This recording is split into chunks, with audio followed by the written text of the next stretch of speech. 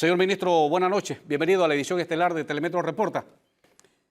Buenas noches, profesor. Gracias por la invitación. Señor ministro, empiezo preguntándole lo siguiente. Si la Corte Suprema de Justicia estableció el 21 de diciembre de 2017 que el contrato anterior que disfruta Minera Panamá era inconstitucional y conforme el Código Judicial quedó ejecutoriado el 24 de diciembre de ese año,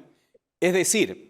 hace más de 5 años que la minera explota sin documento legal alguno la mina, en otras palabras, ilegalmente, ¿a cuánto asciende la suma, señor ministro, que debe compensarle o indemnizar a Panamá por ese tiempo, tomando en cuenta, señor ministro, que cada año la mina produce más de 3.500 millones de dólares en oro, cobre y otros minerales de alto valor, señor ministro? Bueno, primero que todo es importante mencionar, profesor, que el día de hoy llegamos a la comunidad de Río Caimito, donde nosotros continuamos con nuestro proceso de consulta pública. Habían más de 100 moradores de la comunidad donde hicieron preguntas. Nosotros pudimos aclarar algunas dudas que tenían y esto es todo, se enmarca dentro del proceso de consulta pública que además la ciudadanía ha tenido por casi un mes acceso al documento íntegro del contrato acordado entre la empresa y el Estado panameño. Hay que aclarar que el fallo de la Corte Suprema de Justicia salió publicado en Gaceta Oficial el 21 de diciembre del 2021. Desde ese momento, el contrato contempla, desde el 2021, diciembre del 2021, al 31 de diciembre del 2022, un pago por 395 millones de balboas. De ahí en adelante, a partir del año 2023, la empresa ha acordado el pago de por lo menos 375 millones de dólares.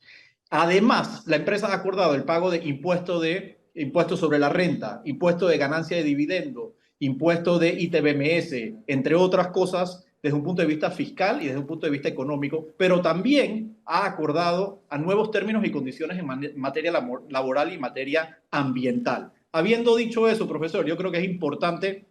entender de dónde nosotros veníamos y que se compare el contrato que había en 1997, donde la empresa solamente estaba sujeta al pago de aproximadamente 2% de regalía, que representaba para el Estado panameño aproximadamente 40 millones de balboas, al contrato que nosotros hemos acordado con la empresa, donde se ha acordado un pago de 395 millones de dólares por el año 2022, que es casi 10 veces más de lo que la empresa estaba pagando, hubiese pagado en base al contrato de 1997. Entonces yo creo que es importante, nosotros también debemos entender no solo la comparación con el contrato de 1997, sino que nosotros nos encontrábamos en una situación atípica. ¿Y por qué digo atípica? Porque nosotros estábamos en un proceso de negociación, un proceso de redacción de un contrato con una empresa que ya estaba operando en Panamá, que había iniciado ese proceso de operación en Panamá en base a un contrato que en su momento era legal y fue posteriormente declarado inconstitucional. Una empresa que contrata a más de 6.000 empleados directos y posiblemente 40.000 empleados indirectos y que tiene un efecto importante directo en el crecimiento de nuestro Producto Interno Bruto.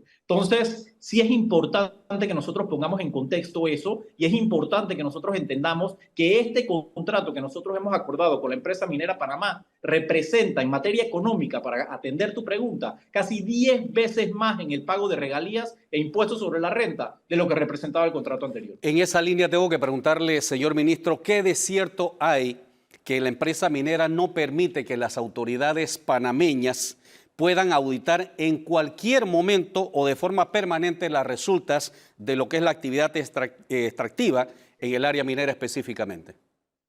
Eso es falso. En base al contrato que nosotros hemos acordado con la empresa, no solamente nosotros establecemos dentro de la huella del proyecto, dentro del propio proyecto, una oficina interinstitucional que va a contar con personal de Mi Ambiente y del Ministerio de Comercio justamente para poder auditar, sino que el Estado tiene el derecho de poder hacer los auditos que sean necesarios al momento que considere así hacerlo para poder asegurar que la empresa está cumpliendo cabalmente con los términos y obligaciones del contrato. No solamente en materia económica y fiscal, pero también en materia ambiental y laboral. Entonces, el Estado se ha reservado para sí todo el derecho de poder hacer los auditos que considere, al momento que considera que sea necesario para poder asegurar que la empresa está cumpliendo con el pago de las regalías, pero también con otros compromisos y obligaciones importantes. A mí me preocupa un poco, profesor,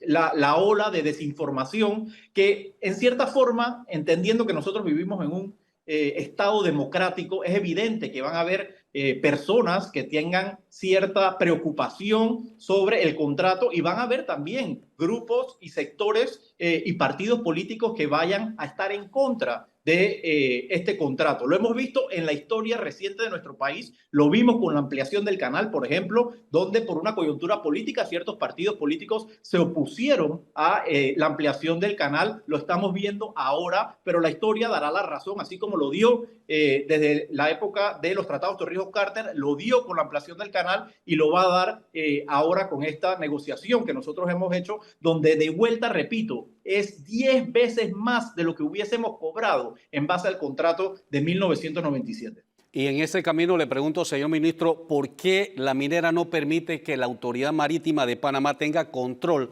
del puerto de Punta Rincón si es un puerto panameño? Y la Constitución establece, claro, en su artículo 258, que no puede el mismo ser objeto de apropiación privada, señor ministro. Bueno, yo creo que es importante, profesor, aclarar una cosa.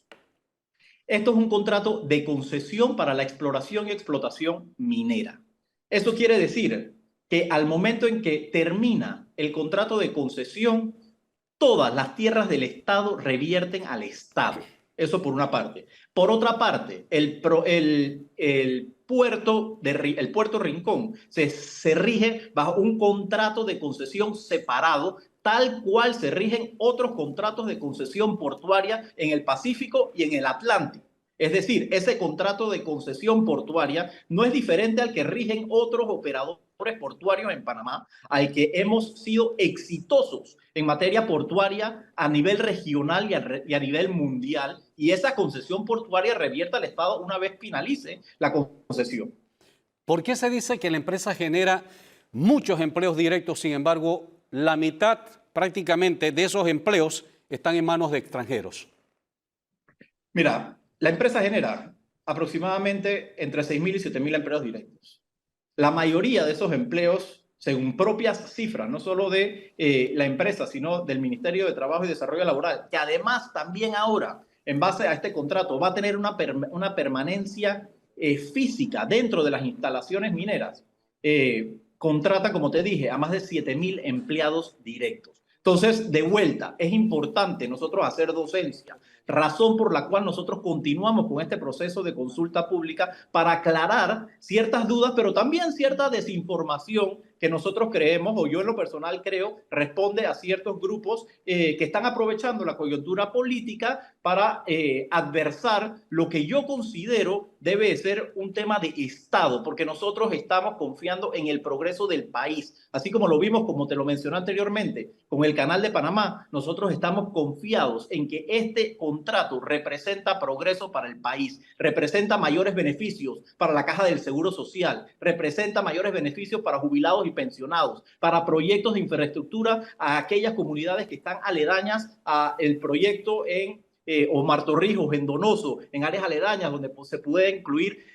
comunidades como La Pintada, por ejemplo. Entonces, yo sí estoy convencido, profesor, de que este contrato, uno, es muchísimo superior a lo que había para el pueblo panameño en base al contrato del 97. Pero también es importante mencionar que quienes ahora están en contra de este contrato deben de entender que no solo están en contra del gobierno nacional, están en contra de un proyecto de país. Señor ministro, así en segundos,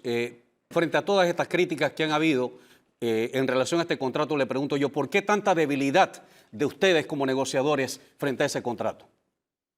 Yo no creo que ha habido ninguna debilidad, profesor, sino todo lo contrario. Yo creo que el propio contrato, cuando uno hace una comparación entre el contrato existente que nosotros hemos negociado y el contrato de 1997, pero además una comparación con los contratos en materia minera de otros países como Chile, Perú, Argentina y demás, nosotros ese análisis los va a llevar a la conclusión de que este contrato no solo es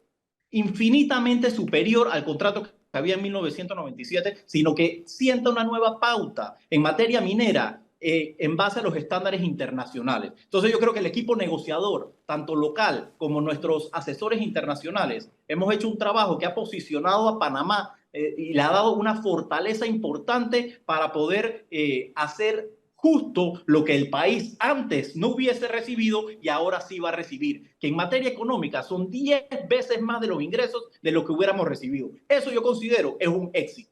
Señor ministro Federico Alfaro, gracias por estar con nosotros a través de la edición estelar de Telemetro Reporta, dando a conocer su punto de vista en relación a este contrato.